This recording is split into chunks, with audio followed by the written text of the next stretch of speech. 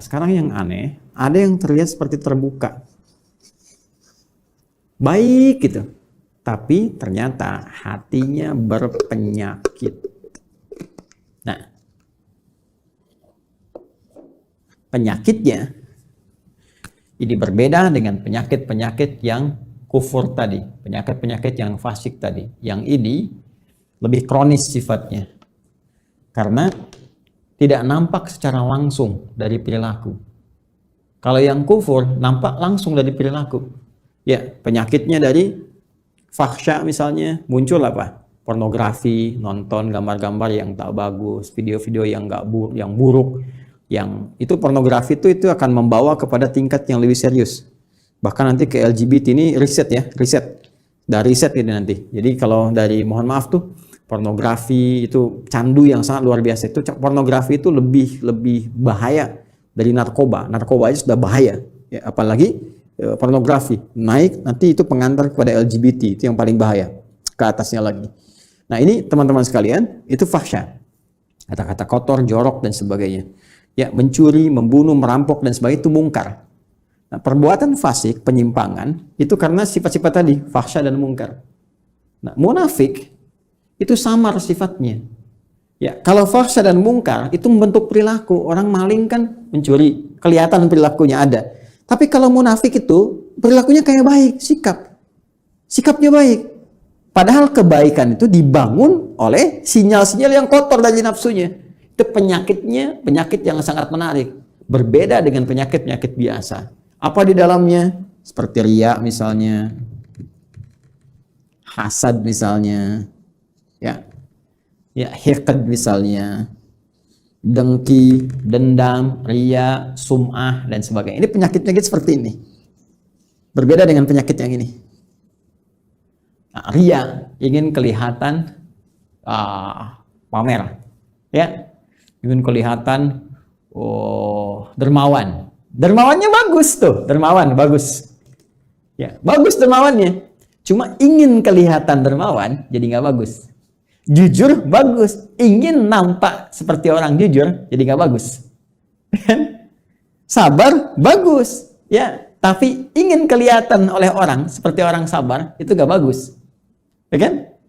Ya, bersikap baik pada orang karena hartanya itu bagus, karena jabatannya bagus, hormat pada mereka. Tapi kehormatan yang diisi oleh perasaan iri hati itu nggak bagus.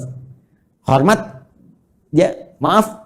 Ya, di wajahnya ada senyuman, Masya Allah Pak, Bapak itu luar biasa, bisa punya jabatan seperti sekarang. Cuma di hatinya, mudah-mudahan Bapak besok kehilangan jabatan. Itu hasad. Keinginan meruntuhkan kenikmatan diperoleh orang lain. Itu hiqd. Oh, ini bahaya. Itu yang disebut dengan sifat-sifat ini melahirkan sifat nifaq yang membentuk munafik. Tipikal golongan ketiga.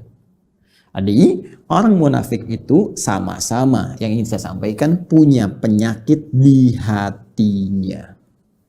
Punya penyakit di kalbunya.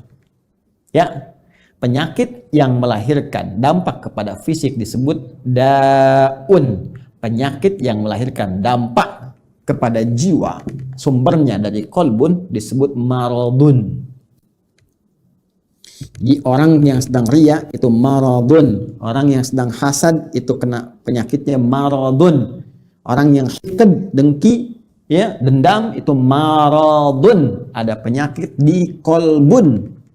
Kalau satu orang, kalau banyak orang, ya, maka jamak bentuknya dari kolbun jadi kulubun, ya, di kulubnya ada apa? Ada maradun. Karena itu kalau ditanya kemudian, kenapa orang munafik itu bermasalah imannya? Kenapa dia menipu dirinya sendiri? Di ayat 9, ya kan? Kenapa dia mencoba menipu Allah dan orang beriman? Padahal tanpa sadar dia menipu dirinya sendiri. Karena di kolbunya ada maradun. Karena di kulub mereka kalau banyak. Karena munafik menular. Kalau banyak orangnya di kulubun. Ya, di kulub hati-hati mereka itu ada penyakit maradun. Maka dijawablah dari pemaparan ini, turunlah kemudian, perhatikan, ya, pernyataan tegas dari Allah Subhanahu wa taala yang mendasari pemaparan yang telah diuraikan tadi, ayat 10. fi qulubihim marad. Fi qulubihim maradun. Ini fi qulubihim marad. Yang paling menarik di ayat ke-10 ini, yang Allah tekankannya tuh yang ini, khabarnya. Untuk menjawab pertanyaan di ayat 8-9 tadi, ketika Anda bertanya, kenapa sih orang munafik ini imannya bermasalah? Ya, masalahnya apanya sebetulnya? Kan kelihatannya seperti orang baik. Di mana letak masalah di imannya? Maka Allah tekankan, hei, masalahnya di hatinya itu loh ada persoalan. Di jiwanya. Ada masalah besar di hatinya yang nggak sama seperti orang normal. Ini orang nggak normal, kelihatan baik tapi hatinya berpenyakit. Kan?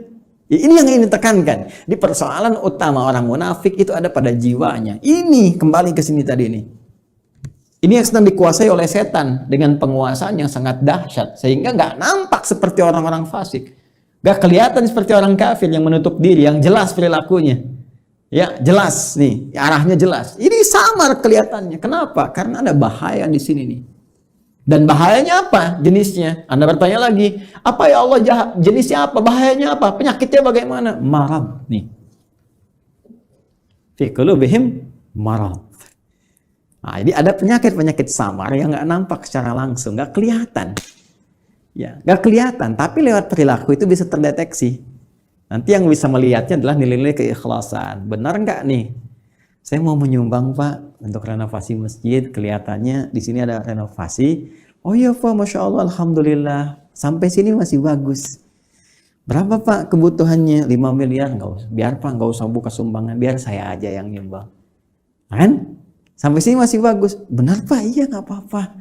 Ikhlas Pak karena Allah. Bismillah. Nih 5 miliar. Tapi mohon Pak ya, nanti pas Jumatan dikasih tahu bahwa saya mengatasi semuanya ini. Kalau perlu di akun Bapak sebarkan dari Sabang sampai Merauke. Nah, mulai muncul.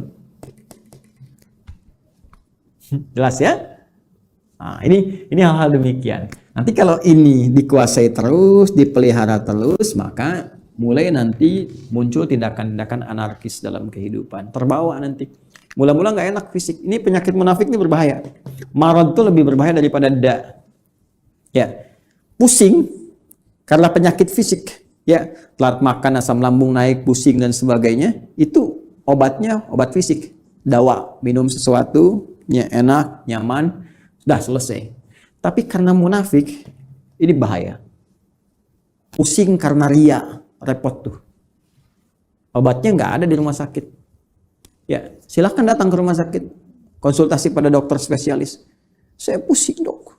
Di mana Pak? Hampir semua keadaan kepala saya, depan, kanan, kiri, belakang pusing. Apa gejala yang dirasakan? Itu Pak, kalau tetangga saya beli handphone baru, saya pusing yang kanan. Kalau dia beli kulkas, pusing yang kiri Pak.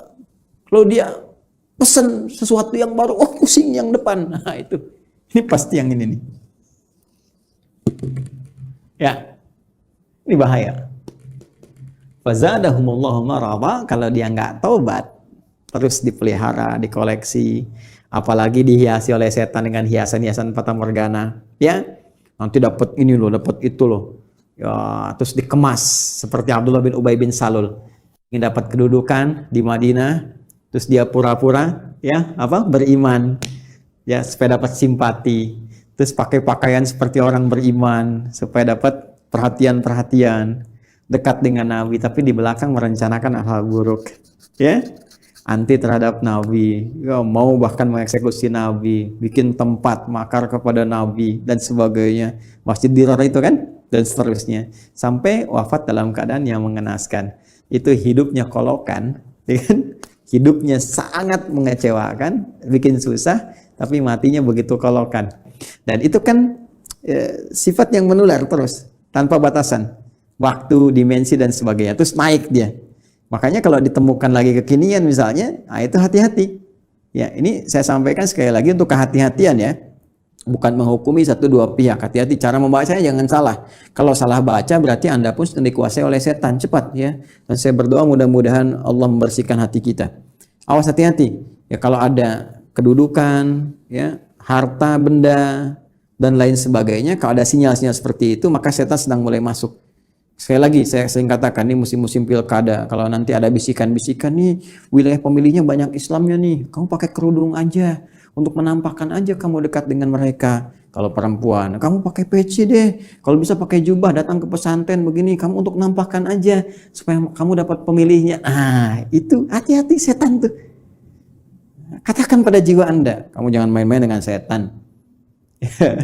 Bilang aja, kamu set, jangan main-main, kamu ingin men-set saya. Jangan main-main dengan setan, gitu kan? Kalau saya mau muslim, saya jadi muslim yang sesungguhnya. Saya pakai peci-peci beneran, bahkan ini menjadi momentum saya untuk bertobat kepada Allah.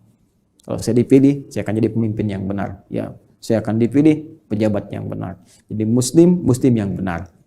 Nah itu, ya. Pun demikian, hati-hati kalau sedang bermasalah. Ya, nggak pernah bersentuhan dengan jilbab, nggak pernah bersentuhan dengan peci, dengan tasbih, tiba-tiba tertangkap di persidangan bawa tasbih, bawa peci, bawa ini. Kalau motivasinya bagus, jalan untuk bertobat baik. Tapi kalau dorongannya udah untuk menarik perhatian hakim, juri, supaya ada kasihan, unsur kesolehan, pakai aja ini. Itu pun dikuasai oleh ini kalau tidak ada perubahan yang berarti. Ya, ingat saya menyampaikan ya sebagai gambaran objektif karena dari dulu ada seperti ini. Kalau muncul lagi sekarang, berarti kita bisa hindari. Ingat ya, kita tidak menghukumi satu atau dua pihak, tapi pelajaran kita bersikap objektif untuk melihat dan mengoreksi diri. Kalau ingin berubah, alhamdulillah. Kalau tidak, itu pilihan, tidak pernah ada paksaan. Ya, ini cara membacanya.